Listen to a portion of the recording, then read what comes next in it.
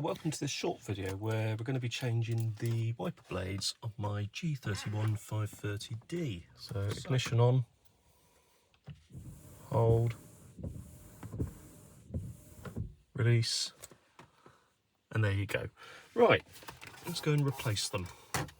So the front wiper blades are held in with a little clip, which you can see me pressing there.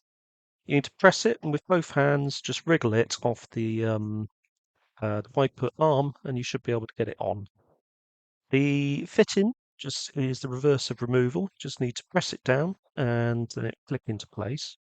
The rear wiper, there is a bit of resistance when you pull it up like this, but once you've got it up, you can pull on the blade itself, and there's a little clip in there which will come off and allow you to clip in the new blade, as you can see me doing here. So you get an audible click once you actually get it into place. This might require two hands, but I think I'm going to try to do it with one hand here. But yep, that does click into place. And once it's clicked into place, you are good to go. So you can just open the lid there, just check it's fine, and away you go. Anyway, if you found this useful, you know what to do. Hit the subscribe button, hit the like button, share the video. Thanks for watching.